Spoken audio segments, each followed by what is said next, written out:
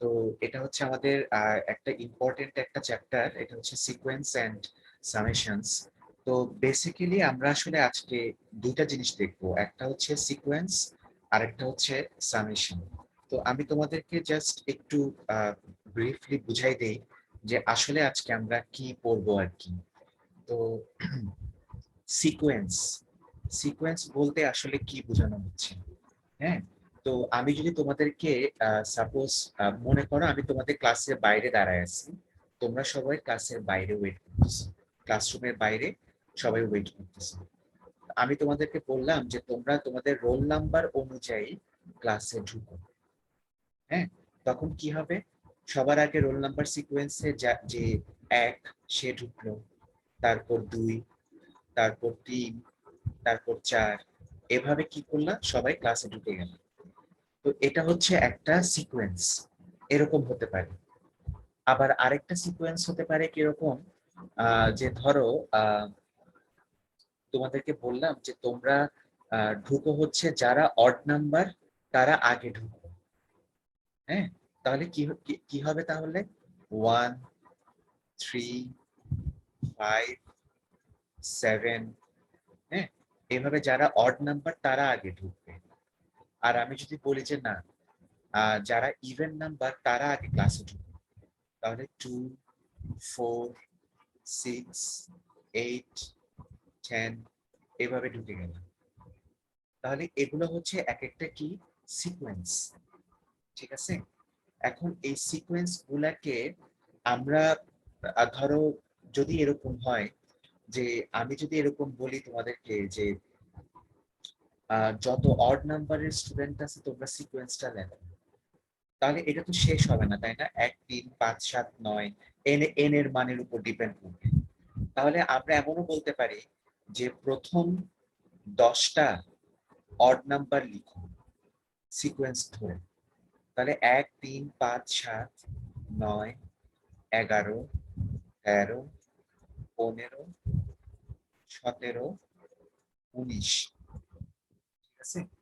এই 10টা অড নাম্বারের সিকোয়েন্স চলে আসবে। তাহলে এখানে এন এর মান কত?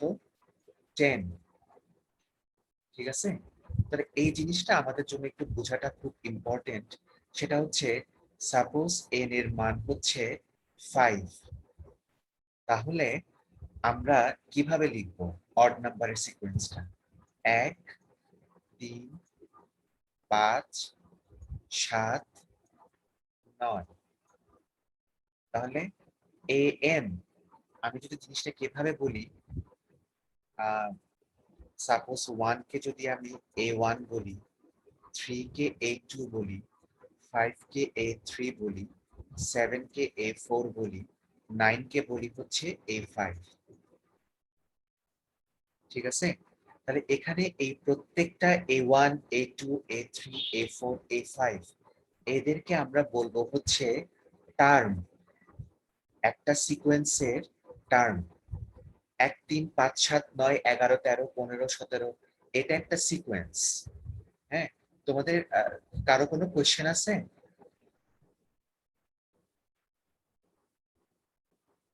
হ্যান্ড রেজ করছি তো। আহ, হ্যাঁ, তাহলে এগুলোকে এক একটা ইন্ডিভিজুয়াল টার্ম বলবা, সিকোয়েন্সের এক একটা। এক্সকিউজ মি স্যার, স্যার হ্যাঁ, রিনেমের অপশনটা দিলে একটু ভালো হতো। রিনেমের অপশন, আচ্ছা দিচ্ছি।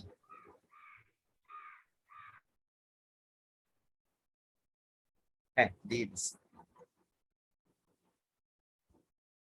আচ্ছা, এখানে প্রত্যেকটা মানে একটা সিকোয়েন্সের প্রত্যেকটা ভ্যালুকে আমরা বলতে পারি এক একটা টার্ম।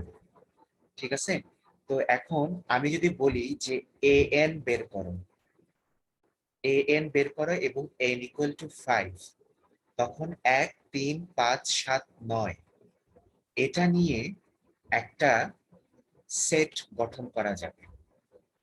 1, 3, 5, 7, 9 এটা নিয়ে একটা সেট গঠন করা যাবে। তাহলে আমি সিকোয়েন্সের একটা ডেফিনিশন তোমাদেরকে বলি, সেটা হচ্ছে সিকোয়েন্স হচ্ছে একটা অর্ডারড লিস্ট অফ এলিমেন্টস। সিকোয়েন্স হচ্ছে একটা অর্ডার্ড লিস্ট অফ এলিমেন্টস, এটা কিন্তু অর্ডার থাকবে। যখনই আমরা সিকোয়েন্সের কথা বলবো তখন সবসময় মনে রাখবা হচ্ছে সিকোয়েন্সে একটা অর্ডার থাকবে। এই যে আমি তোমাদেরকে বললাম ক্লাসে ঢুকাচ্ছি রোল নাম্বার অনুযায়ী শুরু থেকে, তাহলে একটা অর্ডার অনুযায়ী তোমরা ঢুকবে 1 2 3 4 5। আর আমি যদি বলি যে প্রথম 10 জন অড নাম্বার রোল, অড নাম্বারের রোল নাম্বার যারা তারা ঢুকবে, তাহলে 1 3 5 7 9 এভাবে ঢুকবা অর্ডার অনুযায়ী। তাহলে সিকোয়েন্সের কথা যখন আসবে তখন আমরা বলবো হচ্ছে এই sequence is an ordered list of elements. Unordered হবে না, বিক্ষিপ্ত ভাবে 1 9 3 5 7 5 এরকম হবে না, অর্ডার্ড হবে, অর্ডার্ড লিস্ট অফ এলিমেন্টস। এখন এই লিস্ট অফ এলিমেন্টস গুলোকে আমরা কিভাবে পাবো? They are created by a function, by some function, যারা কিনা আমরা জানি হচ্ছে ফাংশনের কাজ কি, ফাংশন একটা সেট থেকে ম্যাপিং করে আরেকটা সেটে নিয়ে যায়। এই সেটকে আমরা কোডোমেইন বলি, এটাকে ডোমেইন বলি, এবং কোডোমেইনের প্রত্যেকটা এলিমেন্টকে বলি হচ্ছে ডোমেইনের ইমেজ, তাই না? এটা তো ফাংশনে এই টার্মগুলো আমরা পড়ে আসছি। তো এই কথাগুলো আমাদের এখানে দরকার হবে যে এই সিকোয়েন্সটা আমরা কিভাবে পাবো? বাই ক্রিয়েটেড সাম ফাংশন, যারা কিনা ফাংশনটা একটা সেট অফ ইন্টিজার্স থেকে ম্যাপিং করে অন্য একটা সেটে নিয়ে আসবে। তাহলে সেট অফ ইন্টিজার্সটা হতে পারে 0 1 2 অথবা 1 2 3, এরকম নেগেটিভ হবে না, ঠিক আছে? নেগেটিভ হবে না। সিকোয়েন্সের ক্ষেত্রে আমরা সবসময় এইগুলাকে এভাবে চিন্তা করব যে একটা এলিমেন্ট নাম্বার, হ্যাঁ, তাহলে মানে ইন্ডেক্সটা শুরু হবে 0 থেকেও শুরু হতে পারে অথবা 1 থেকেও শুরু হতে পারে, ঠিক আছে? তাহলে ওইখান থেকে আমরা ম্যাপিং করে আরেকটা সেটে নিয়ে যাব। We use the notation an to denote the image of the integer n. তাহলে কি হচ্ছে, আমরা হচ্ছে এখানে যে বিভিন্ন ইন্টিজার আছে আমাদের যে ডোমেইন 1 2 3, এগুলাকে আমরা ফাংশন অ্যাপ্লাই করে এদেরকে আমরা কোডোমেইনে নিয়ে যাব। ওকে, কোডোমেইনে নিয়ে যাব। এখন মনে করো ফাংশনটা হচ্ছে x square, F of x equal to x square. তাহলে এক্স এর মান মনে করো আমার 1 থেকে শুরু হচ্ছে, তাহলে আমি কি পাচ্ছি? 1 2 এর জন্য পাবো 4, 3 এর জন্য পাবো 9। তাহলে এরকম 1 4 9 16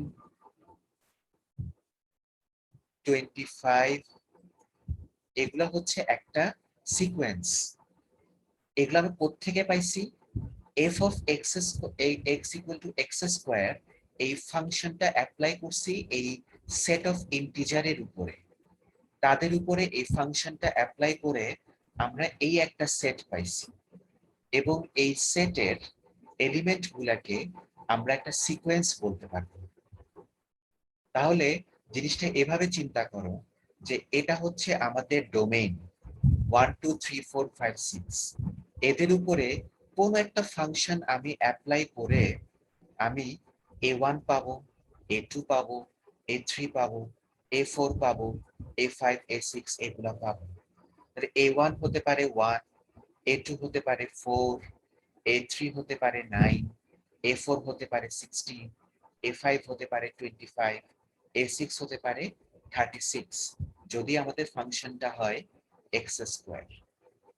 ওকে, তাহলে আমরা সিকোয়েন্স বলতে কি বোঝাচ্ছি আরেকবার বলি। সিকোয়েন্স হচ্ছে একটা অর্ডার্ড লিস্ট অফ এলিমেন্টস। এটা আমরা কোত্থেকে পাবো? আমরা একটা ফাংশন অ্যাপ্লাই করব একটা ডোমেইনের উপরে, ডোমেইনটা হচ্ছে সেট অফ ইন্টিজার্স, যারা শুরু হতে পারে 1 থেকে অথবা 0 থেকে, ঠিক আছে? সেট অফ ইন্টিজার্স তারা শুরু হতে পারে 0 থেকে অথবা 1 থেকে, তাদের উপরে ফাংশনটা অ্যাপ্লাই করে আমরা একটা সিকোয়েন্স পাবো। ওকে, এখন এই সিকোয়েন্সের যদি F of x equal to x square হয়, আমাদের সিকোয়েন্সটা আসবে হচ্ছে, মনে করো যদি আমাদের ডোমেইনটা 1 থেকে শুরু হয়, তাহলে আমাদের আসবে হচ্ছে 1 4 9 16 এরকম।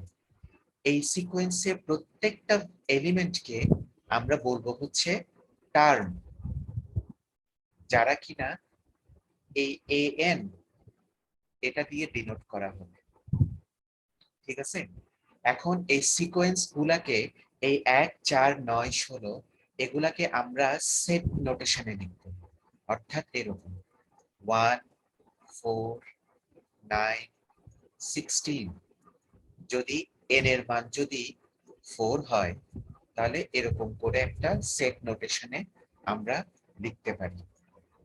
ওকে, তাহলে আমরা এখন কিছু এক্সাম্পল দেখি। একটা এক্সাম্পল তো দেখে ফেলছি, সেটা হচ্ছে f of x equal to x square. তাহলে এখন ধরো এরকম কোন একটা ভ্যালু, একটা সিকোয়েন্স আমাদেরকে করতে বলা হলো, সেটা হচ্ছে an। একটা সিকোয়েন্সের টার্ম গুলাকে বের করব এই ফর্মুলাটা দিয়ে, টোয়াইস n। ভালো করে খেয়াল করো, an মানে হচ্ছে একটা সিকোয়েন্সের টার্ম বের করা, ঠিক আছে, অর্থাৎ টোটাল সিকোয়েন্সটা বের করা। সো ফাংশনটা কি? স্যার ফাংশনটা আপনার কথা কেটে কেটে আসছে, ক্লিয়ারলি শোনা যাচ্ছে না। এটা সবার ক্ষেত্রে হচ্ছে এরকম?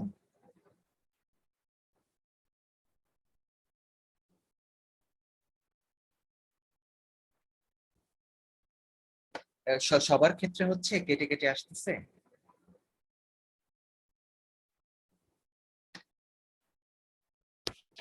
জি স্যার। হ্যাঁ স্যার। আচ্ছা, এক স্যার সেকেন্ড। আপনার স্ক্রিন শেয়ারটাও লেট আসছে, মানে আগে আসতেছে কিন্তু স্ক্রিনটা লেট। লেটে আসতেছে? আচ্ছা, একটা সেকেন্ড, আমি তাহলে ইয়েস স্যার। আমার আমার নেটওয়ার্কটা একটু চেঞ্জ করি। হ্যাঁ, আমি আসলে এগুলার কোনো ঠিক নাই, নেটওয়ার্ক কভারেজ গুলার একদম কোনো ঠিক নেই। আমি একটু, এক সেকেন্ড।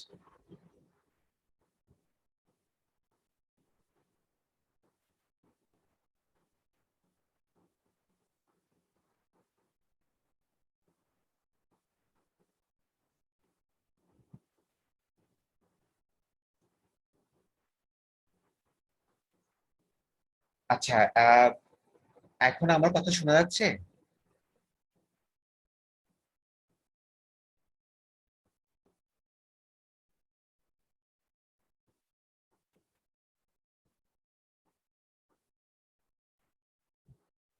কথা শোনা যাচ্ছে?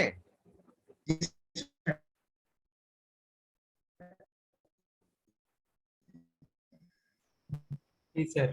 আচ্ছা আচ্ছা, আহ, যদি ডিলে হয় তাহলে বলিও আর কি, আবার বলো। শোনা যাচ্ছে কিন্তু স্যার বাজা বাজা আসতেছে। আচ্ছা, আটকে আটকে আসতেছে না? আচ্ছা, একটু এক সেকেন্ড।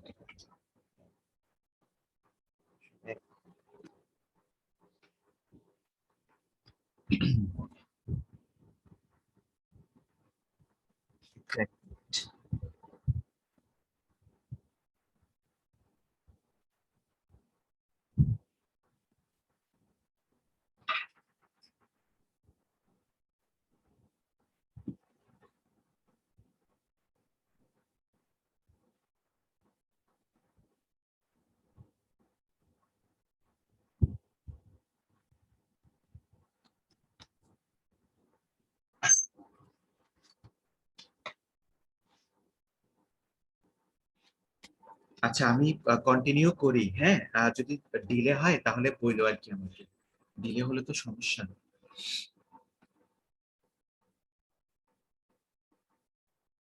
আচ্ছা, এখানে আমরা একটা সিকোয়েন্সের এক্সাম্পল আমরা দেখব, অর্থাৎ সিকোয়েন্সটা কিভাবে পাচ্ছি এটার এক্সাম্পলটা একটু দেখি। সেটা হচ্ছে যে আমাদের হ্যাঁ, স্যার এই সিকোয়েন্সের ফাংশন গুলো কি সবসময় ওয়ান ওয়ান আর অন টু থাকবে নাকি এটা না হতে পারে? মানে ফাংশন, সিকোয়েন্সের জি ফাংশন স্যার। বিভিন্ন রকম হতে পারে। হ্যাঁ, এটা এটা হচ্ছে যে তোমার কোনো ওয়ান টু ওয়ান বা যেগুলো আমরা করছি, ডেফিনেটলি ফাংশন গুলোর টাইপ তো ওরকমই স্যার। হবে। তবে বাধা ধরা কোনো কিছু না যে ওয়ান টু ওয়ান হইতে হবে বা অন টু হইতে হবে, এরকম কিছু না। লিমিটেশন জি। হ্যাঁ, আচ্ছা, এখন ধরো এখন তাহলে আমরা যখন যে সিকোয়েন্সটা পাবো, সিকোয়েন্সের প্রত্যেকটা টার্ম এখন আমরা বের করতে চাচ্ছি। তো আমরা জানি যে সিকোয়েন্সের টার্মগুলো বের করা হবে একটা ফর্মুলা বা একটা ফাংশন দিয়ে। ধর এখন ফাংশনটা বলা হচ্ছে টুয়াইস এন। হ্যাঁ, তাহলে সেই ক্ষেত্রে আমরা সিকোয়েন্সের প্রথম এলিমেন্টটা বের করতে চাচ্ছি, which is a0, অর্থাৎ n ইকুয়াল টু যদি 0 হয়।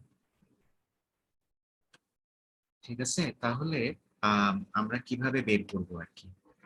n ইকুয়াল টু যদি 0 হয়, তাহলে এখানে সিকোয়েন্সের প্রথম ভ্যালুটা আসবে 0। তারপর n এর মান যদি 1 হয়, সিকোয়েন্সের মান আসবে 2।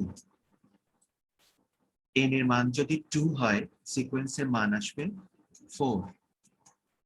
n এর মান যদি 3 হয়, সিকোয়েন্সের ভ্যালু আসবে 6। তাহলে আমাদেরকে যদি এরকম বলে দেয় যে if an equal to twice n, তাহলে সিকোয়েন্সে প্রথম 4টা টার্ম বের করো।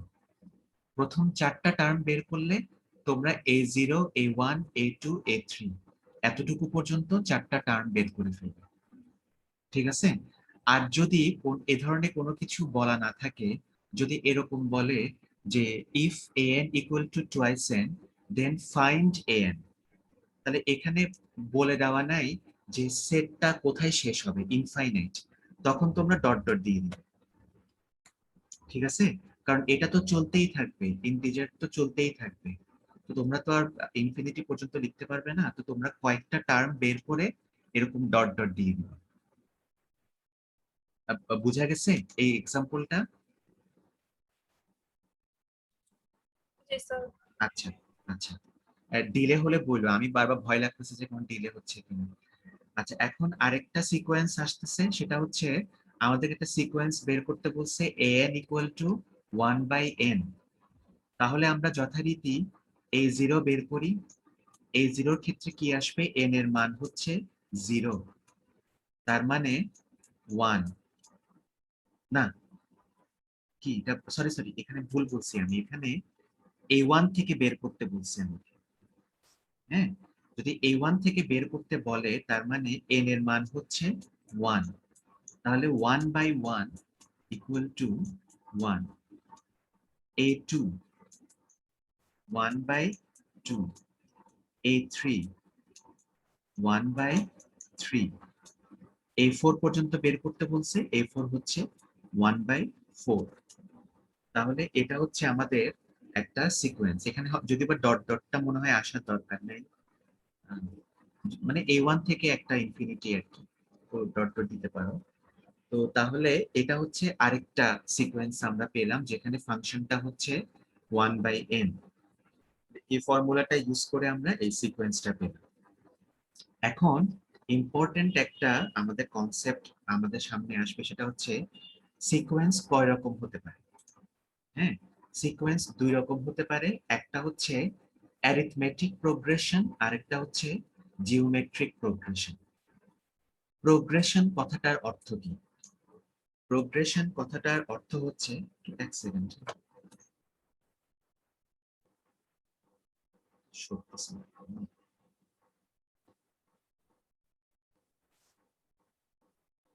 আচ্ছা, অ্যারিথমেটিক প্রোগ্রেশন এটার অর্থ কি? এটা প্রোগ্রেশন, প্রোগ্রেশন মানে হচ্ছে একটা সিকোয়েন্সকে সামনে বাড়ানো। হ্যাঁ, 1+2+3+4 বা 5, এটা হচ্ছে প্রোগ্রেস হচ্ছে না আমার ভ্যালুগুলো, তাহলে এটা হচ্ছে একটা অ্যারিথমেটিক প্রোগ্রেশন। কেন অ্যারিথমেটিক প্রোগ্রেশন? কারণ আমরা 1 থেকে সবসময় 1 যোগ করে করে সামনের দিকে যাচ্ছি। 1, 2, 3, 4, 5, এটাকে আমরা লিখতে পারি 1 + 1 = 2, 2 + 1 = 3, 3 + 1 = 4, 4 + 1 = 5। তাহলে এখানে কি হচ্ছে, সব সময় আমরা 1 কে যোগ করে করে যাচ্ছি, সেম একটা ভ্যালুকে আমরা প্রিভিয়াস ভ্যালুর সাথে যোগ করে পরের টার্মটা পাচ্ছি।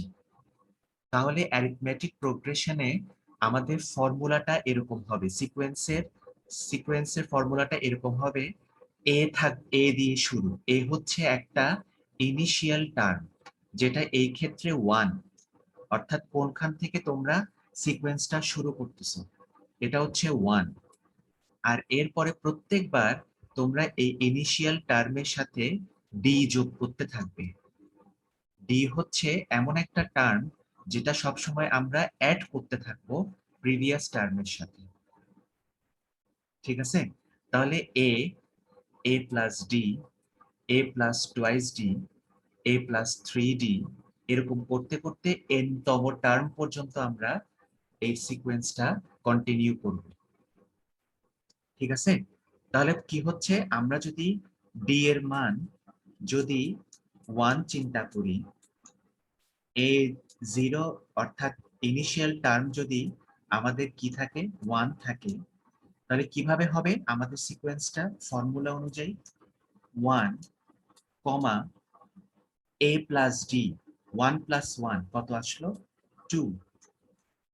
এরপরে a প্লাস টুয়াইস ডি, তার মানে 1 প্লাস 2 ইন্টু 1 অর্থাৎ 3।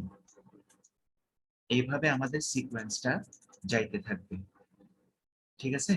তাহলে অ্যারিথমেটিক প্রোগ্রেশন কোনটা? অ্যারিথমেটিক প্রোগ্রেশন হচ্ছে আমরা যখন একটা নির্দিষ্ট ভ্যালু দিয়ে আমাদের সিকোয়েন্সের টার্মগুলোকে যোগ করতে থাকব। যোগ, এডিশন, এটা অ্যারিথমেটিক প্রোগ্রেশনের মেইন কনসেপ্ট। সেটা হচ্ছে এডিশন করবা। অ্যারিথমেটিক সিকোয়েন্সে আমরা সবসময় ডিটাকে অ্যাড করতে থাকবো। ঠিক আছে? এবং ডিটা প্রত্যেকটা সিকোয়েন্সে বাড়তে থাকবে। হ্যাঁ, সে মাল্টিপ্লাই হবে আর কি। যেমন এখানে সবসময় প্রথমে তো কোনো কিছু দিয়ে ছিল না, সরি, পরের টার্মটাতে যেটা হচ্ছে যে এটা হচ্ছে আমি a1 বের করতেছি, অর্থাৎ আমার এখানে n এর মান হচ্ছে 1, তাহলে d ইন্টু 1 ছিল। তারপর এখানে কি আসতেছে, n এর মান হচ্ছে 2, d এর মান ছিল হয়ে গেছে 2, মানে 2 দিয়ে গুণ দেওয়া হয়েছে। এরকম n এর মান যাই আসুক না কেন সবসময় আমরা d দিয়ে গুণ দিব। ওই টার্মটাকে আমরা সবসময় যোগ করতে থাকবো আমাদের ইনিশিয়াল টার্মের সাথে। তাহলে অ্যারিথমেটিক প্রোগ্রেশনে আমাদের ফর্মুলাটা কিভাবে কাজ করে? ফর্মুলাটা কাজ করে হচ্ছে আমরা একটা ইনিশিয়াল টার্ম দিয়ে শুরু করব এবং ইনিশিয়াল টার্মটাকে সবসময় আমরা যোগ করতে থাকবো একটা নির্দিষ্ট ভ্যালুর সাথে, যেটা ডি। এবং ডিটা সবসময় প্রত্যেকটা টার্মে n দ্বারা মাল্টিপ্লাই হবে। ঠিক আছে? n দ্বারা মাল্টিপ্লাই হবে। তাহলে এখানে প্রথমে আমাদের n এর মান ছিল 0, তো কাজেই কোনো ডি অ্যাড হয়নি এই 0-র ক্ষেত্রে। পরেরটাতে n এর মান 1, d ইন্টু 1 ছিল। পরেরটাতে n এর মান 2, এখানে d ইন্টু 2 বসছে। তার মানে এখানে আমরা a0, a1, a2 অর্থাৎ আমি an টা বের করতেছি। ঠিক আছে? একটা সিকোয়েন্সে প্রত্যেকটা টার্মকে আমরা এইভাবে ডিনোট করব। এখন এই যে ধারাটা, এই যে সিকোয়েন্সটা, এটা তো একটা লম্বা একটা সিকোয়েন্স আকারে আমরা লিখছি। এখন এই সিকোয়েন্সটাকে আমরা একটা নির্দিষ্ট এক্সপ্লিসিট ফর্মুলার মাধ্যমেও প্রকাশ করতে পারি। অর্থাৎ সিকোয়েন্স আকারে না লিখে আমরা একটা ফর্মুলা আকারেও লিখতে পারি। এই ফর্মুলাটা অ্যারিথমেটিকের জন্য এরকম হবে, an ইকুয়াল টু, অর্থাৎ আমাদের যে সিকোয়েন্সটা, that sequence will be equal to initial term plus n into d। ঠিক আছে? তো তোমরা এই ফর্মুলাতেও n এর মান প্লাগ ইন করে করে সিকোয়েন্সের টার্মগুলো বের করতে পারবে। মনে করো আমি এখন a2 বের করতে চাচ্ছি। ঠিক আছে? তাহলে কি হবে, এই ফর্মুলাতে যদি এই n এর মান 2 প্লাগ ইন করি, তাহলে আসবে হচ্ছে a প্লাস 2d। তাহলে এটা মিলে গেল না এটার সাথে? ঠিক আছে? আর যদি মনে করো n এর মান যদি 1 হয়, অর্থাৎ a1 যদি বের করতে চাই, তাহলে আমার সিকোয়েন্সের মানটা আসবে a প্লাস 1d মানে d। তাহলে এটার সাথে মিলে গেল। ঠিক আছে, তাহলে আমরা যেটা বুঝতে পারলাম সেটা হচ্ছে সিকোয়েন্স গুলাকে এরকম লম্বা সিকোয়েন্সে না লিখেও আমরা এই ধরনের এক্সপ্লিসিট ফর্মুলার মাধ্যমেও টার্ম গুলাকে বের করতে পারি। সো নর্মালি এই এক্সপ্লিসিট ফর্মুলা গুলা দিয়ে আমরা একটা একটা টার্মকে ক্যালকুলেট করতে পারি। আচ্ছা, এখন এখানে একটা অ্যারিথমেটিক প্রোগ্রেশনের এক্সাম্পল এখানে দেওয়া আছে, সেটা হচ্ছে a ইকুয়াল টু যদি 5 হয়, অর্থাৎ আমার সিকোয়েন্সটা শুরু হবে 5 থেকে, এবং d এর মান যদি 2 হয়, অর্থাৎ প্রত্যেকবার d এর মানটা 2 অ্যাড হতে থাকবে, তাহলে a0, আমার a0 হচ্ছে 5, a1 বের করো সিকোয়েন্স অনুযায়ী a প্লাস d, তাহলে 5 প্লাস 2 কত আসে? 7। a2 বের করো a প্লাস টোয়াইস d, তার মানে 5 প্লাস 2 দুগুণে 4, অর্থাৎ 5 প্লাস 4 কত আসে? 9। এইভাবে আমাদেরকে 5টা টার্ম বের করতে বলছে, যেটা আসছে হচ্ছে 5 থেকে শুরু, 13 এ শেষ। ঠিক আছে, তাহলে আমাদেরকে যদি ইনিশিয়াল টার্ম বলে দেওয়া থাকে এবং প্রত্যেকটা টার্ম কি হারে বাড়তে থাকবে, অর্থাৎ ডি এর মানটা যদি বলে দেয়, তাহলে এই দুইটা ভ্যালু থেকে আমরা একটা অ্যারিথমেটিক প্রোগ্রেশনের নির্দিষ্ট প্রথম কিছু টার্ম বের করতে পারবো। ঠিক আছে, তাহলে এটা হচ্ছে পুরো সিকোয়েন্সটা যখন বের করতে চাচ্ছি আমরা এভাবে বের করে ফেলবো। তাহলে এখানে এখন উল্টাটা চিন্তা করি আবার। মনে করো আমাদেরকে এই সিকোয়েন্সটা দেওয়া আছে এবং এই সিকোয়েন্স দিয়ে বলা হচ্ছে এই সিকোয়েন্সের ইনিশিয়াল টার্মটা বের করো এবং ডি এর মানটা বের করো। তাহলে তোমরা সিকোয়েন্সের প্রথম এলিমেন্টটাকে বলে দিবে হচ্ছে a0 ইকুয়াল টু 5, পেয়ে গেলাম। আর ডি এর মান হবে প্রত্যেকটা তোমার টার্মের ডিফারেন্সটা। পেয়ার পেয়ার যখন ক্যালকুলেট করবা, তাহলে সেকেন্ডটা থেকে প্রথমটা বিয়োগ দিলে আমার ডি এর মান বের হয়ে যাবে। যেমন আমি যদি এই দুইটা পেয়ার চিন্তা করি, 11 থেকে 9 বিয়োগ দিলে 2 বের হয়ে আসবে। তাহলে সিকোয়েন্স থেকেও আমরা ইনিশিয়াল টার্ম এবং ডি এর ভ্যালুটা বের করতে পারবো, অথবা ইনিশিয়াল টার্ম এবং ডি এর মান থেকে আমরা সিকোয়েন্সটা বের করতে পারবো। এটা বোঝা গেছে? সবাই বুঝছো?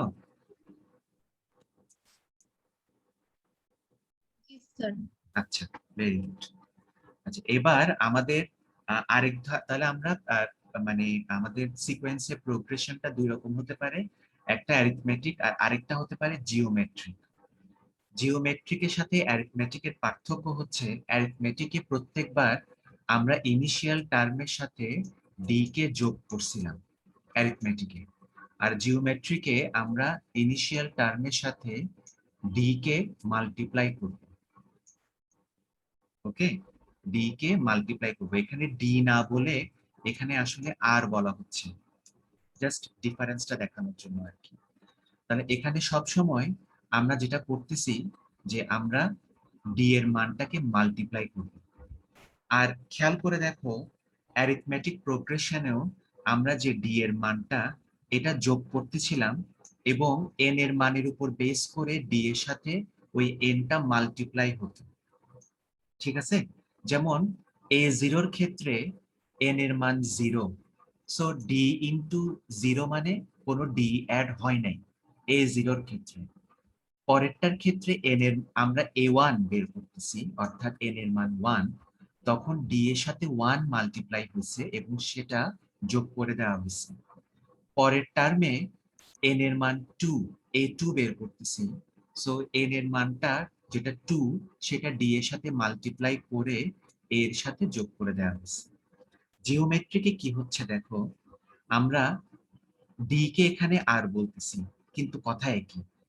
এখানে আমরা যেটা করব, প্রত্যেকবার আমরা যেখানে অ্যারিথমেটিক প্রোগ্রেশনে d এর মানটা n এর মানের সাথে মাল্টিপ্লাই হয়েছে, এখানে জিওমেট্রিক প্রোগ্রেশনে যেটা ডি যেটা আর সেটা n এর মানের সাথে মাল্টিপ্লাই না হয়ে পাওয়ার হবে, ঠিক আছে? R1 R2 R3 এরকম হইতে থাকবে। তাহলে যখন A0, তখন A0 এর ক্ষেত্রে আমরা কি করতেছি, আমরা A0 এক সেকেন্ড,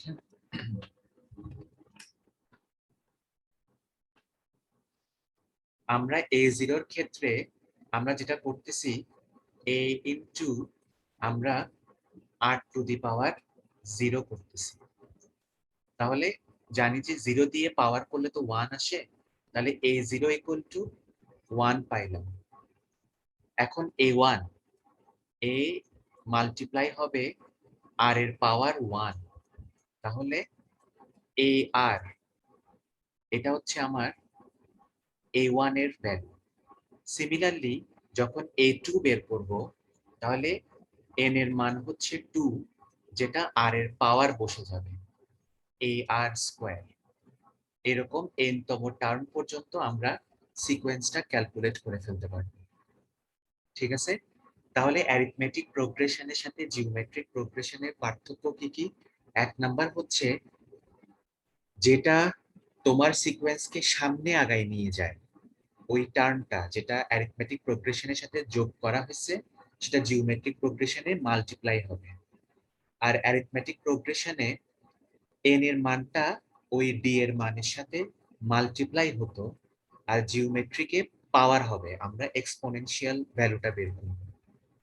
তাহলে আমরা যদি একটা এক্সাম্পল দেখি, সেটা হচ্ছে suppose a equal to 4 r equal to 3, তাহলে সিকোয়েন্সের 5টা টার্ম বের করব। তাহলে A0 ইকুয়াল টু 4 পাইলাম, তারপর A1 টা পাবো হচ্ছে AR, অর্থাৎ 4 ইন্টু 3 দ্যাট ইজ 12। তারপর A2 বের করতেছি, R স্কয়ার কত আসে, 3 3 9, 4 9 36। তারপর হচ্ছে A3 বের করতেছি না, তাহলে এটা আসতেছে A0 A1 A2। আচ্ছা, তাহলে আমার R এর মান হচ্ছে 3 3, অর্থাৎ 27 আসে। হ্যাঁ, তাহলে 4 দিয়ে গুণ দিলে আমাদের আসে হচ্ছে 108। ওকে, এটা আসলো। তারপর A0 A1 A2 A3 A4 এর জন্য আসে 324।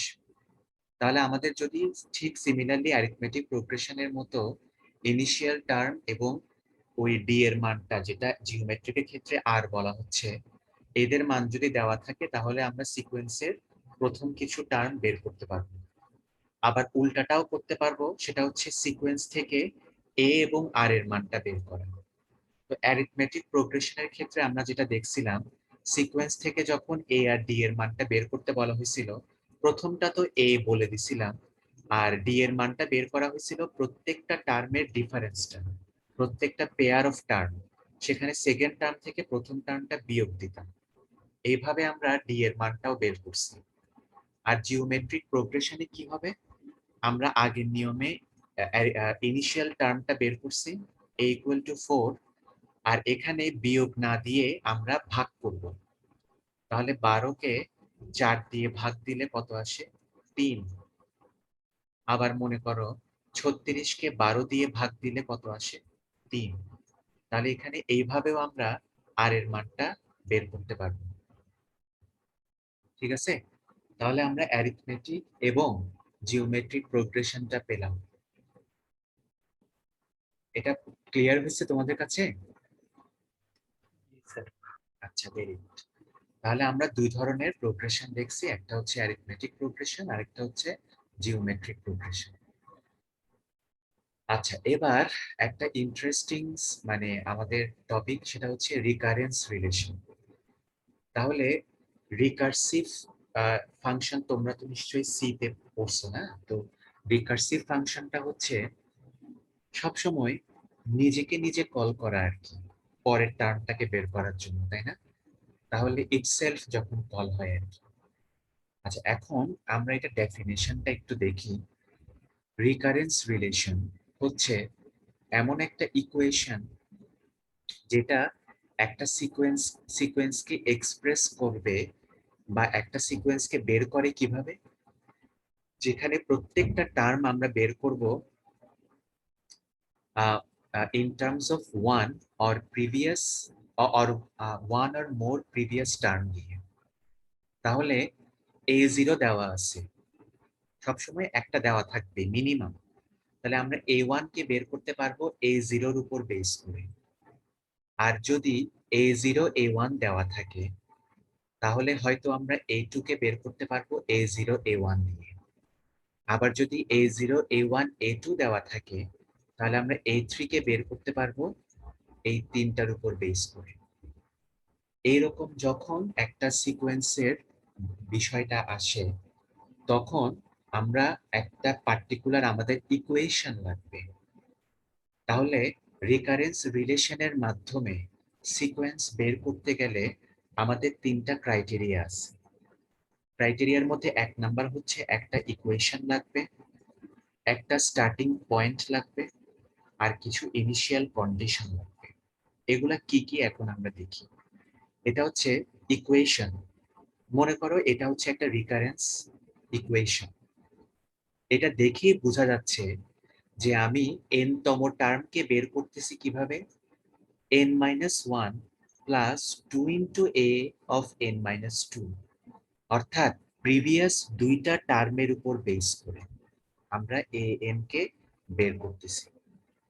তার মানে ডেফিনেটলি এটা হচ্ছে একটা রিকারেন্স ইকুয়েশন। তাহলে রিকারেন্স ইকুয়েশন আমরা কিভাবে বলতেছি? রিকারেন্স ইকুয়েশন বলতেছি যদি আমরা একটা একটা টার্ম যদি ডিটারমাইন করতে পারি তার প্রিভিয়াস অথবা ওয়ান অর মোর প্রিভিয়াস টার্মের উপর বেস করে যদি আমরা একটা সিকোয়েন্সের টার্মকে যদি বের করতে পারি তাহলে ওইটা হচ্ছে রিকারেন্স ইকুয়েশন। তাহলে রিকারেন্স ইকুয়েশন দিয়ে সিকোয়েন্স বের করার প্রথম ক্রাইটেরিয়া হচ্ছে উই নিড এন ইকুয়েশন, যেটা আমাদের হয়তো এরকম একটা ইকুয়েশন দেওয়া আছে। এবার একটা স্টার্টিং পয়েন্ট দেওয়া আছে। স্টার্টিং পয়েন্টটা হচ্ছে n is greater or equal to 2। এটার মানে কি? এটার মানে হচ্ছে আমরা সিকোয়েন্সটা বের করব a2 থেকে। তার মানে a0 এবং a1 টা দিয়ে দেওয়া আছে নিশ্চয়ই। স্টার্টিং পয়েন্ট হচ্ছে সিকোয়েন্সের স্টার্টিং পয়েন্টটা বের করা, তাহলে নিশ্চয়ই ওই স্টার্টিং পয়েন্টের আগের ভ্যালুগুলো সিকোয়েন্সে দিয়ে দেওয়া আছে। তাহলে এখানে দেওয়া আছে a0 equal to 2 এবং a1 equal to 5। তাহলে সিকোয়েন্সের প্রথম দুইটা আমাদের ইনিশিয়াল কন্ডিশনটা দিয়ে দেওয়া আছে। স্টার্টিং পয়েন্ট হচ্ছে n equal to 2, অর্থাৎ আমরা a2 থেকে শুরু করব। তাহলে আমরা এই জিনিসগুলোর উপর বেস করে আমরা আসি এখানে a2 এর মান বের করব। এখন a2 এর মান বের করতে পারবো এই ইকুয়েশনটা ইউজ করে। তাহলে এখন n এর মান হচ্ছে 2। an-1 কত? 2 minus 1 মানে a1। আর এটা কত আসবে? 2 into a of n-2 কত আসবে? 2 of a of 2 minus 2 মানে 2a0। এটা একটা পার্টিকুলার ইকুয়েশনের মাধ্যমে আমরা ওই সিকোয়েন্সের স্টার্টিং মানে a2 টাকে বের করলাম। তাহলে 5 plus 4, যেহেতু আমাদের a0 এর মান দেওয়া আছে 2, a1 এর মান দেওয়া আছে 5, এই ভ্যালুগুলোকে এখানে প্লাগ ইন করলে a2 এর মান আসে 9। ওকে, তাহলে আমি আরেকবার একটু সংক্ষেপে বলি, সেটা হচ্ছে আমরা এখন রিকারেন্স রিলেশনের মাধ্যমে আমরা যদি সিকোয়েন্স বের করতে চাই তাহলে আমাদের তিনটা ক্রাইটেরিয়া ফুলফিল করতে হবে। এক নাম্বার হচ্ছে আমাদের একটা রিকারেন্স ইকুয়েশন লাগবে, এক্সাম্পল হিসেবে এটা দেওয়া আছে। একটা স্টার্টিং পয়েন্ট লাগবে, অর্থাৎ আমরা রিকারেন্স ইকুয়েশনটা প্রথম কার উপরে অ্যাপ্লাই করব? n equal to 2 এর উপরে অ্যাপ্লাই করব, অর্থাৎ a2। তাহলে আমরা a2 থেকে বের করা শুরু করব।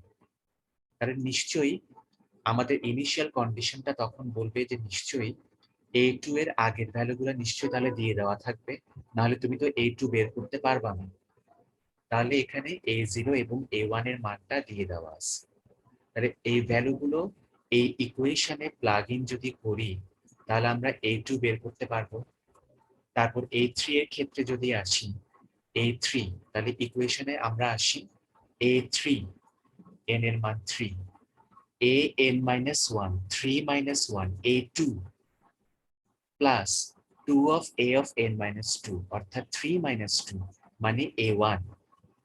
তাহলে এখানে আমরা A2 এবং A1 এর মানটা যদি প্লাগ ইন করি 2 into 5, তাহলে আমরা ভ্যালু পাচ্ছি হচ্ছে 19। তাহলে এখানে আমরা এরকম কিছু সিকোয়েন্স বের করতে পারবো। ঠিক আছে, 2, 5, 9, 19। ওকে, এতটুকুতে আমরা বা আরো বেশিও বের করতে পারবো। তাহলে রিকারেন্স ইকুয়েশন দিয়ে একটা সিকোয়েন্স জেনারেট করতে গেলে সবসময় মনে রাখবো আমাদের এই তিনটা জিনিসের দরকার আছে, তিনটা ক্রাইটেরিয়া ফুলফিল করতে হবে। তাহলে আমাদেরকে সাপোজ কিছু এক্সাম্পল এখানে আমি অ্যাড করছি, যে আমাদেরকে একটা রিকারেন্স ইকুয়েশন দেওয়া আছে an equal to an minus 1 plus 6। তাহলে এটা যে রিকারেন্স ইকুয়েশন কেমনে বুঝবো? কারণ এখানে এই n তম টার্মটাকে আমি বের করতেছি in terms of its previous term n minus 1 দিয়ে বের করতেছি। ওকে, এবং তাহলে আমাদের রিকারেন্স ইকুয়েশন দিয়ে সিকোয়েন্স জেনারেট করার ফার্স্ট কন্ডিশনটা স্যাটিসফাই হলো যে we have a recurrence equation. তারপর আমাদের স্টার্টিং পয়েন্ট হচ্ছে n equal to 1। তাহলে আমাদের A1 থেকে আমরা বের করা শুরু করি। তাহলে A1 থেকে যদি বের করা শুরু করি, দ্যাট মিনস ইনিশিয়াল কন্ডিশন অনুযায়ী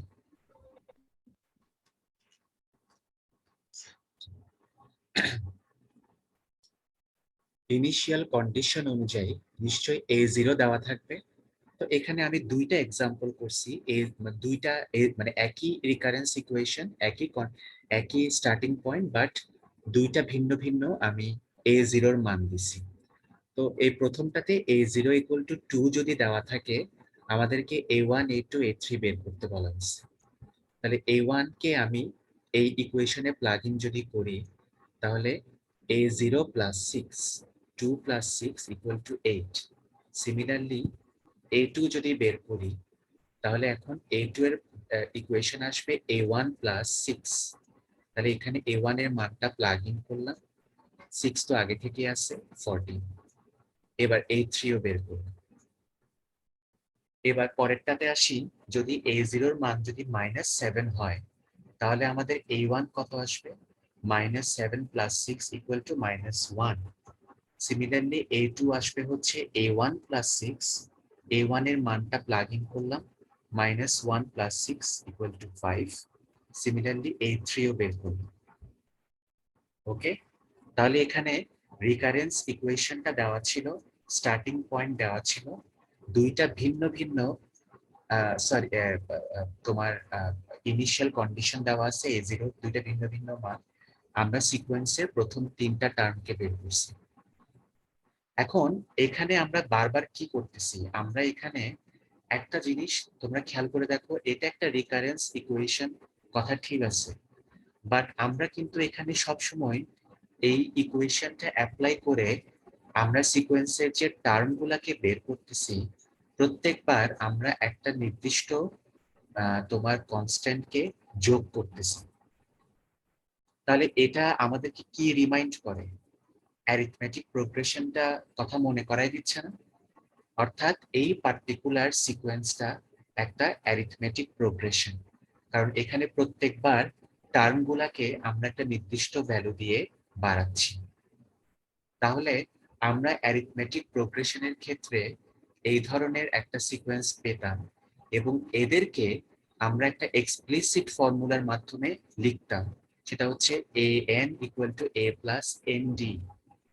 তাহলে নিশ্চয়ই এই যে রিকারেন্স ইকুয়েশন যেটা আমরা পড়তেছি এখানেও আমরা এভাবে এটাকে প্রকাশ করতে পারবো।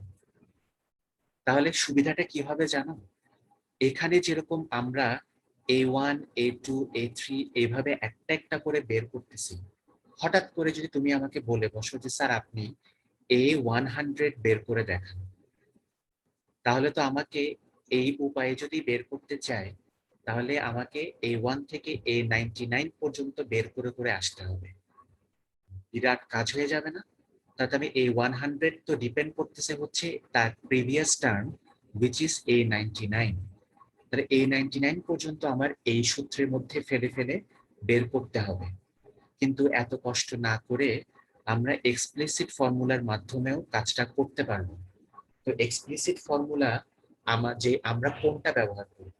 যেহেতু দেখা যাচ্ছে এই সিকোয়েন্সে প্রত্যেকবার আমরা একটা পার্টিকুলার ভ্যালুকে যোগ করতেছি, দ্যাট মিন্স এটা একটা অ্যারিথমেটিক প্রোগ্রেশন। সো নিশ্চয়ই আমরা এই ফর্মুলাটা ইউজ করতে পারবো, an equal two a plus dn। তো a এর মান তো দেওয়া আছে, আমাদের ইনিশিয়াল টার্ম 2 এবং d এর মান হচ্ছে 6, তাহলে 2 প্লাস 6n। তাহলে তুমি যদি আমাকে A100 বের করতে বলো, তাহলে সিম্পলি আমি n এর মানটা 100টা এখানে প্লাগ ইন করে আমরা A100 এর মানটা জেনারেট করতে পারবো। ঠিক আছে? তাহলে আমাদের একেবারে A1 থেকে A99 পর্যন্ত বের না করলেও চলবে। আমরা সরাসরি এক্সপ্লিসিট ফর্মুলার মাধ্যমে যে কোনো একটা র্যান্ডম টার্মের আমরা ভ্যালু বের করে নিয়ে আসতে পারি। এটা সুবিধাটা কোথায় হয়েছে?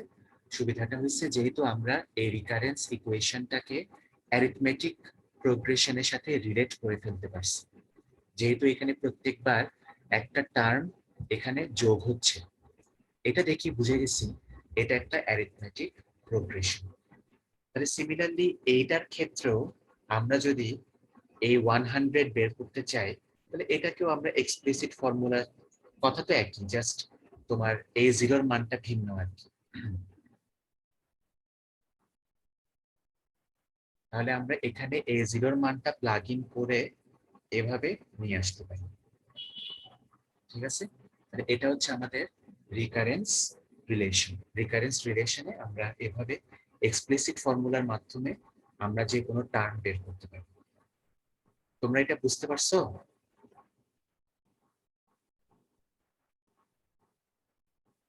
কোনো কনফিউশন আছে এখানে?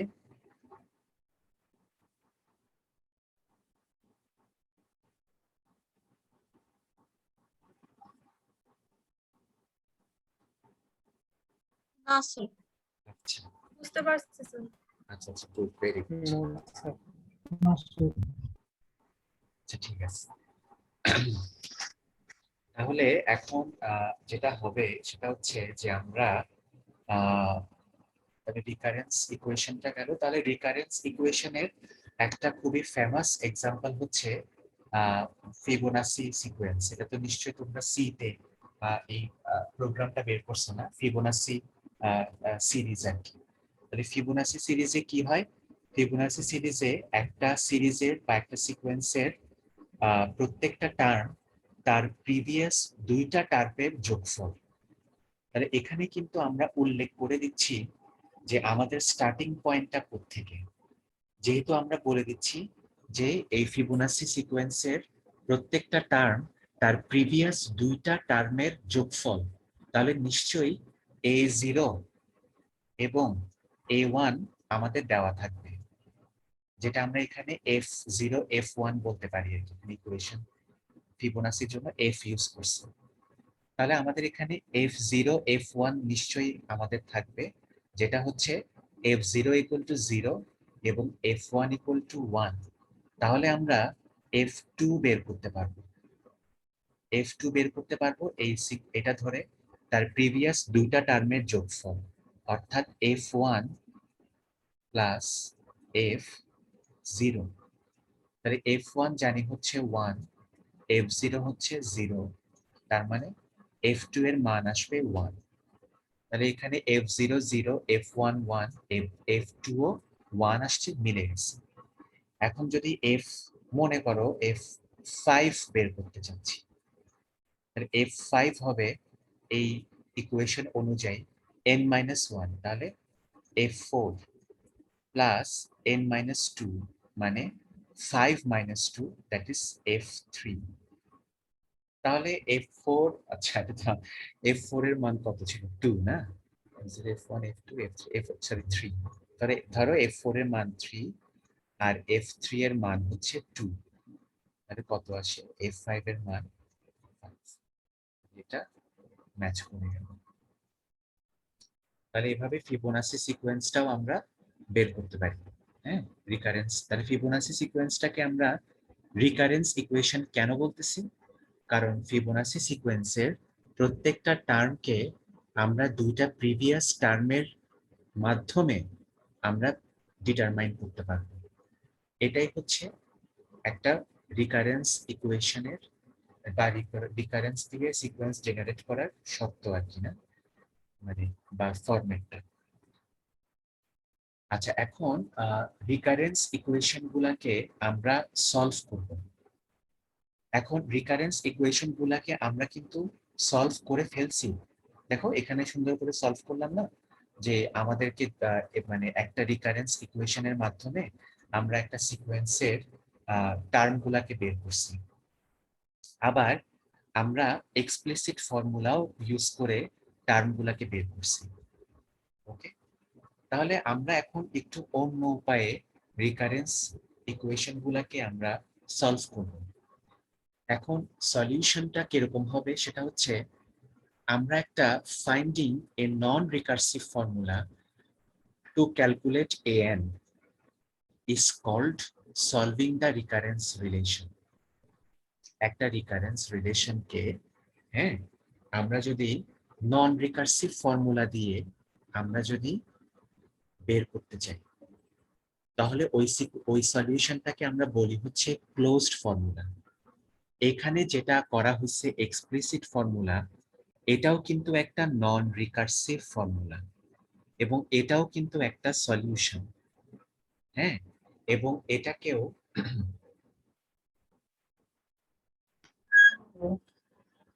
এটাকেও আমরা ক্লোজড ফর্মুলা বলতে পারবো। এটাকেও আমরা ক্লোজড ফর্মুলা বলতে পারবো। আমরা এখন আরেকভাবে দেখবো, আরেকটা মেথড অ্যাপ্লাই করব। যে মেথডটা হচ্ছে, এখানে বলতেছে, এখানে অলরেডি বলা আছে যে we have seen similar solutions previously in arithmetic and geometric progression by explicit formula, but all mathematical sequences are necessarily not arithmetic or geometric. এমন না যে আমাদের প্রত্যেকটা তোমার সিকোয়েন্স অ্যারিথমেটিক বা জিওমেট্রিকই হতে হবে, এর বাইরেও হতে পারে, আরো কমপ্লিকেটেড জিনিসপত্র থাকতে পারে। তো নর্মালি আমরা ওই সমস্ত কমপ্লিকেটেড সিকোয়েন্স গুলাকে ওই ধরনের এক্সপ্লিসিট ফর্মুলা দিয়ে সলভ করা ডিফিকাল্ট হয়ে যেতে পারে।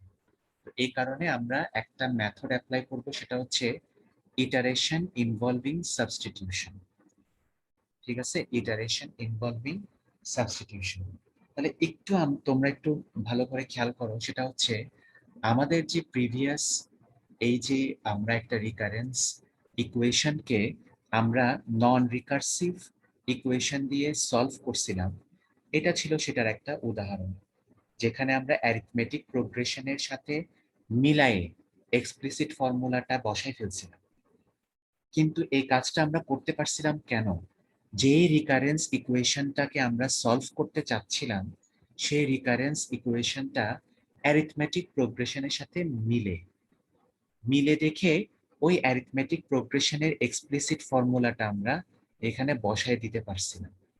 কিন্তু সব ম্যাথমেটিক্যাল সিকোয়েন্স বা ধারাটা অ্যারিথমেটিক বা জিওমেট্রিক ধারা ফলো করবে না।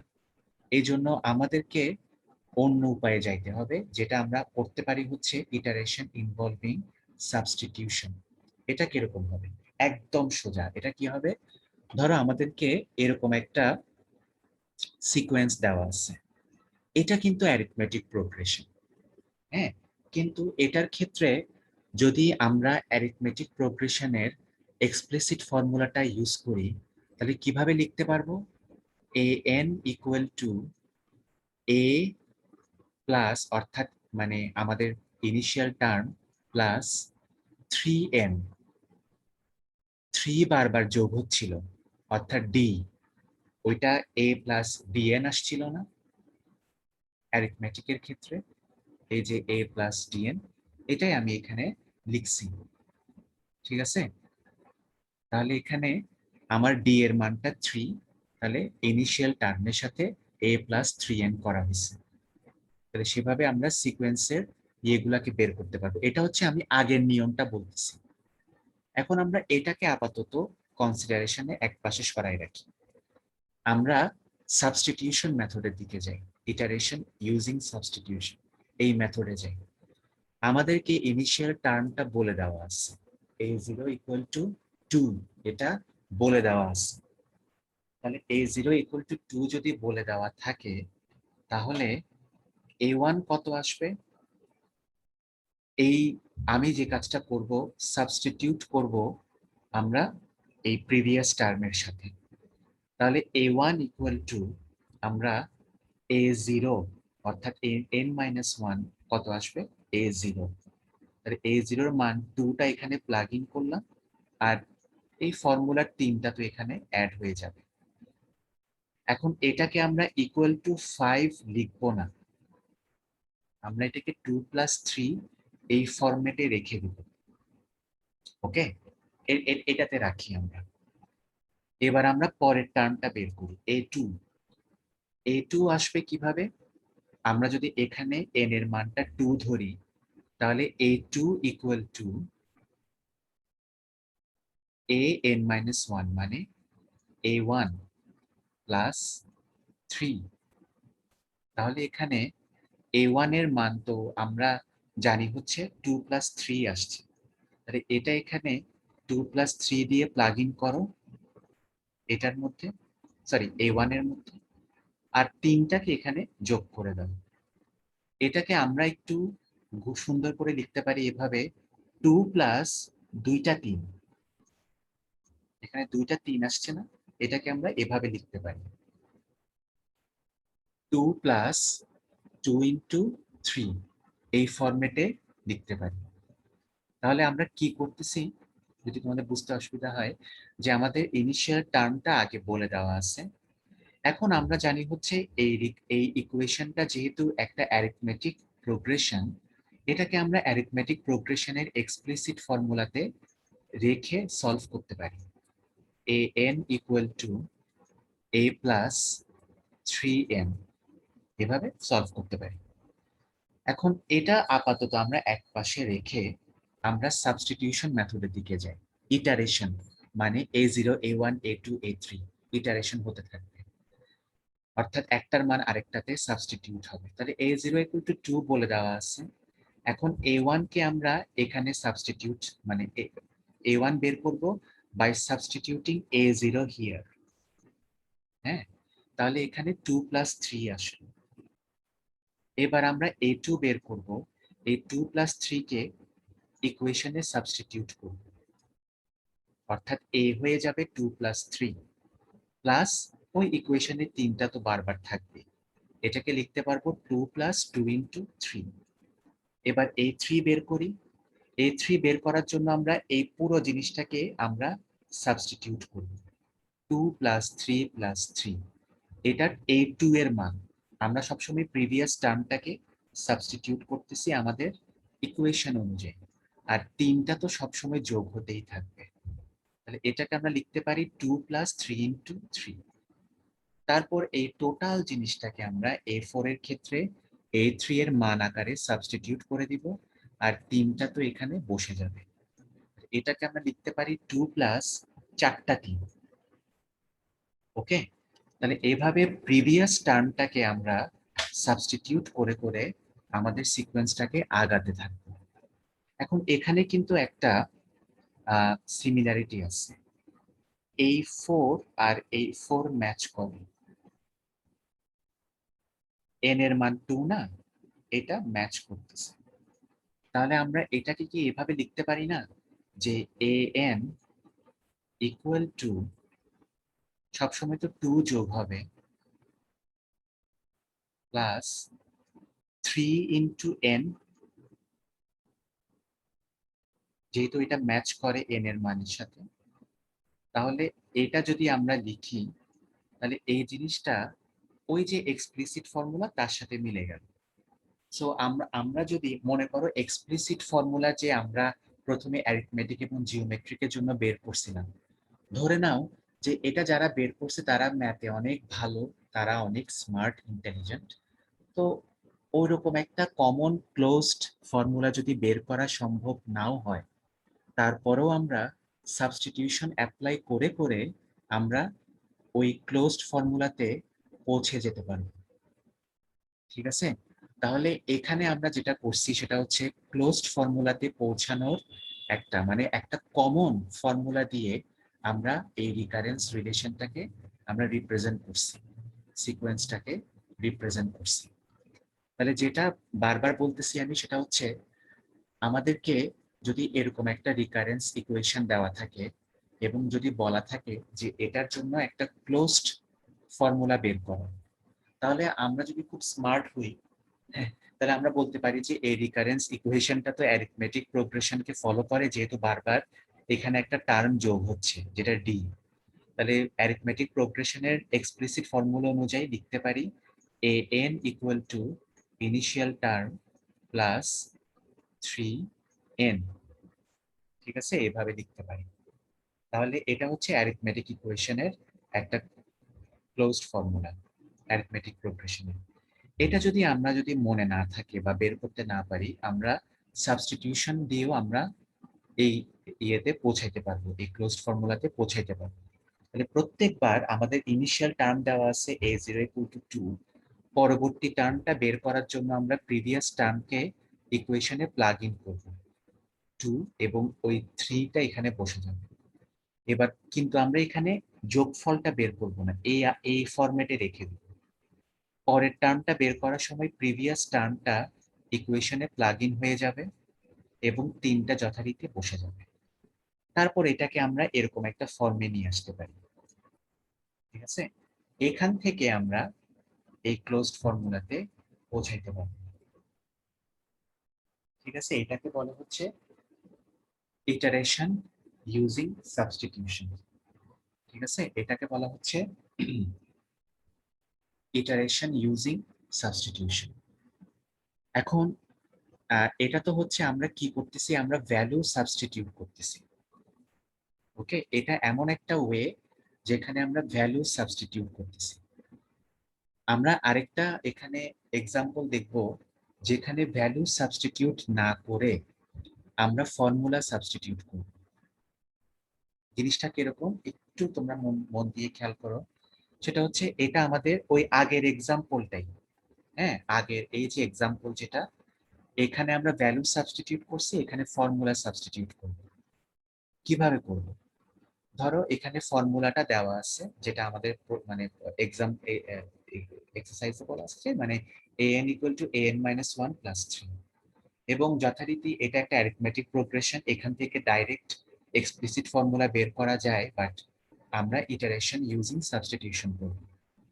তাহলে এখন এটা ছিল আমাদের প্রথমটা। এবার আমরা পরের টার্মটা বের করব হচ্ছে একটু এইভাবে চিন্তা করি। সেটা হচ্ছে এখন আমরা যদি এরকম করি যে an-1টা যদি বের করতে চাই এই ফর্মুলাতে ফেলায়, তাহলে কি হবে? মনে করো এখন আছে হচ্ছে an বের করছো তার প্রিভিয়াস টার্মের সাপেক্ষে, অর্থাৎ n-1 এর সাপেক্ষে। এখন আমি যদি an-2 বের করতে চাই, সরি n-1 বের করতে চাই, তাহলে আমি কার সাপেক্ষে করব? an-2 এর সাপেক্ষে করব না? তো এই ফর্মুলা অনুযায়ী এটা আসবে হচ্ছে an-2 প্লাস 3। এই টোটাল জিনিসটাকে আমি এখানে বসাই দিলাম। আর আমার যে প্রিভিয়াস যে টার্মটা, অর্থাৎ আমি an-1 কে এইভাবে লিখলাম, ফর্মুলাটা সাবস্টিটিউট করছি, আর 3টা এখানে বসে গেছে। তাহলে আমরা এটাকে এভাবে লিখতে পারি না যে an-2 প্লাস 2 into 3, এভাবে লিখলাম। এবার আমি তার আগের টার্মটা অর্থাৎ an-2 কে বের করব। সো an-2 আসবে হচ্ছে, যদি আমরা একদম অরিজিনাল ইকুয়েশনের কথা চিন্তা করি, যে আগের টার্ম প্লাস 3। তাহলে এই টোটাল জিনিসটাকে আমি সাবস্টিটিউট করব এখানে 3টা যথারীতি এখানে বসে যাবে, আর আগে থেকে 3 তো ছিলই। তাহলে আমরা এখানে বলতে পারি an-3 প্লাস 3টা 3। ওকে, এখানে একটা রিলেশন আমরা খুঁজে পাবো। রিলেশনটা কিরকম? তাহলে যেটা আমরা করছি এখানে সেটা হচ্ছে আমরা ভ্যালু সাবস্টিটিউট করি নাই, ফর্মুলা সাবস্টিটিউট করছি। তাহলে আমরা এখানে মূল ইকুয়েশনটা আগে লিখে ফেলছি যেটা প্রশ্নে দেওয়া আছে। এবার আমি এই টার্মটাকে এর মধ্যেই রেখে আবার আমি বের করছি। 3টা এখানে বসে আছে। তারপর আবার an-3 কে আমি বের করছি এটার সাপেক্ষে, না আগেরটার সাপেক্ষে। তাহলে প্রথমে দেখো কি হচ্ছে, এখানে একটা রিলেশন খুঁজে পাবো। কারণ আমরা যখন এইভাবে এর আগের এক্সাম্পলেও লিখছিলাম, আমরা একটা রিলেশন খোঁজার চেষ্টা করছিলাম এন এর মানের সাথে। এখানেও একই কাজ করব। এখানে যেটা দেখব, এই 3 আর এই 3, এই 2 আর এই 2, এগুলো ম্যাচ করে যাচ্ছে। এটা হচ্ছে এন এর মান, এটা হচ্ছে এন তম, না? সো এটা হচ্ছে আমার এন এর মান। তাহলে আমরা এটাকে এভাবে লিখতে পারি না যে A N minus N plus N of 3। হ্যাঁ, তাহলে প্রত্যেকবার আমরা যেটা করতেছি ওইখান থেকে আমরা এই সম্পর্কটা খুঁজে পাইছি। এই 3 আর এই 3 ম্যাচ করে, এই 2 আর এই 2 ম্যাচ করে। এখানে প্রত্যেকবার আমরা এন তম ইয়াটাকে বের করতেছি, না? অর্থাৎ n-1, এটা একটা n-2। তো আমরা প্রত্যেকবার আগাচ্ছে আমাদের টার্মটা। হ্যাঁ, প্রথমে a0 a1 বের করছি, a2 a3 এরকম। তাহলে এখানে আমরা এই ধরনের একটা ইকুয়েশনে আনতে পারি an-n প্লাস n অফ 3। তাহলে an-n মানে কত? a0, না? তাহলে a0 প্লাস 3n। আর আমাদের প্রশ্নে দেওয়া আছে a0 equal to 2 plus 3n। তাহলে আমরা বেস ইকুয়েশন অর্থাৎ আমাদের এক্সপ্লিসিট ফর্মুলাতে আমরা রিচ করতে পারছি। তাহলে অ্যারিথমেটিক প্রোগ্রেশনের যে এক্সপ্লিসিট ফর্মুলা, ওই ফর্মুলাতে আমরা না পৌঁছেও আমরা এইভাবেও কাজটা করতে পারি। ঠিক আছে, এভাবেও আমরা সাবস্টিটিউশন, ইটারেশন ইউজিং সাবস্টিটিউশন দিয়েও আমরা এক্সপ্লিসিট ফর্মুলাতে পৌঁছাতে পারি।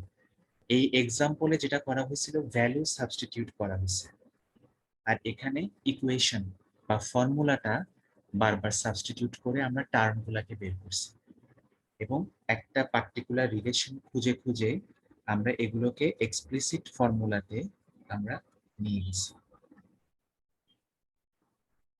ঠিক আছে, এখানে এক্সপ্লিসিট ফর্মুলাতে নিয়ে গেছি। তো তোমরা এটা মোটামুটি বুঝতে পারছো? জি স্যার। আচ্ছা, তো এটা তাহলে একটু ভালো করে দেখিও এগুলো। আমি তাহলে ক্লাসটা আজকে এখানেই শেষ করি।